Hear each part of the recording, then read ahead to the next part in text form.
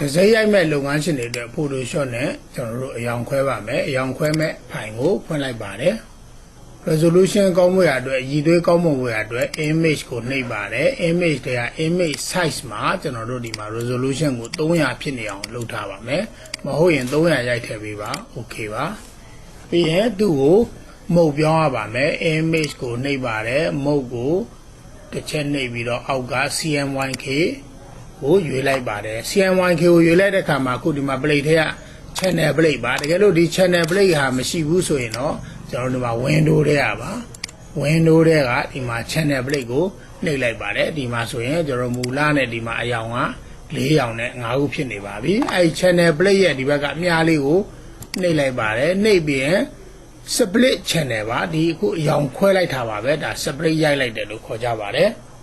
split channel ကိုနှိပ်လိုက်တဲ့အခါမှာတော့ကျွန်တော်တို့အခုဒီမှာ color တွေကွန်ပျူတာကနေခွဲနေပါပြီအခုလိုဖြစ်သွားရင်တော့ကျွန်တော်တို့ဒါ CR3 မှာဆိုတော့ဒီဟာလေးအလဲကောင်နှိပ်ပြီးတော့ window တွေခေါ်လိုက်ရုံပါပဲ CR4 နဲ့အထက်ဆိုတော့ဒီပေါ်မှာတက်ဆိုင်ရာ CMYK စသဖြင့်ဒီလိုဘားတန်းလေးတွေနဲ့ပေါ်နေမှာပါအဲ့ဒါလေးကိုညာကလစ်ပြီးတော့ open new window လုပ်ပြရမှာပါအခုတော့ဒီမှာ CR3 သမားတော့restore down ကိုနှိပ်လိုက်တာပါပဲဒီလိုလေးတွေပါ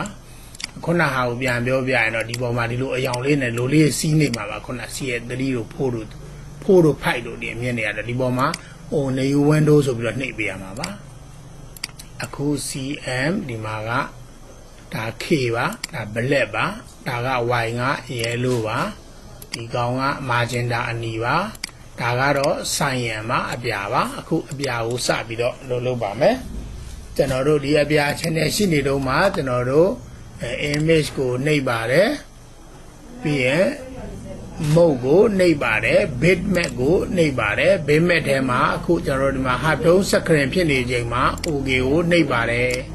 ဒီ frequency ကို30ထားကြပါတယ်အရည်သွေးစုံစုံလင်းလင်းအဆင့်မြင့်မြင့်ရိုက်ချင်တော့30အထက်40 50ထားကြပါတယ်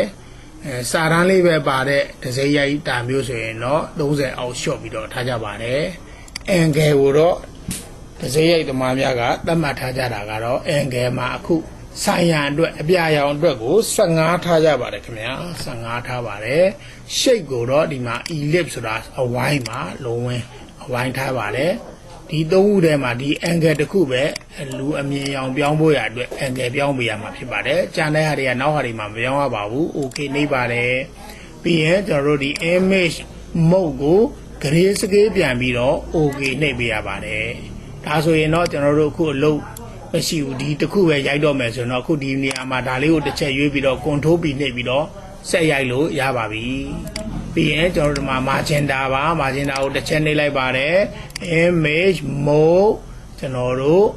bitmap နှိပ်ပါတယ် okay နှိပ်ပါတယ် magenta မှာဒီက30မပြောပါဘူး angle ကို down ကိုတော့ကျွန်တော်တို့ magenta ကိုခွန်အားထားကြပါတယ်ဆက်ရိုက်သမားများကဒီအောက်က e လေးလည်းမပြောင်းမဲနဲ့ okay နှိပ်ပါတယ်ပြီးရင် image mode gray scale ပြန်ပြောင်းပေးရပါမယ် okay ပါဒါဆို CM ပါအခု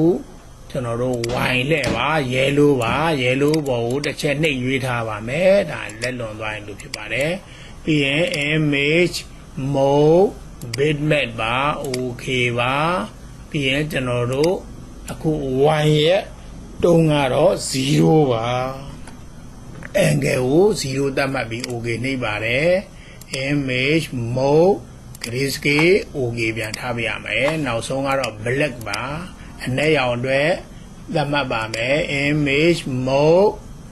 bitmap okay ပါအနက်ရောင်ကိုကျွန်တော်တို့45ထားကြပါတယ် okay ပါသူ့ကိုလည်း image mode grayscale ထားပြီးတော့ okay ဒါဆိုရင်ကာလာခွဲတဲ့လုံကပြီးသွားပါပြီသက်ဆိုင်ရာအယောင်လေးတွေပေါ်တစ်ချက်နှိပ်ပရင်ထုတ်ရုံပါပဲဒါမှမဟုတ်ဘဲနဲ့ပြန်ပြီးတော့ပေါင်းပြီးတော့လည်းထုတ်လို့ရပါသေးတယ်အခုဒီမှာ channel plate ပေါ်မှာကျွန်တော်တို့ဒီခုနအများလေးပဲနှိပ်ပါမယ်ပြီးရင်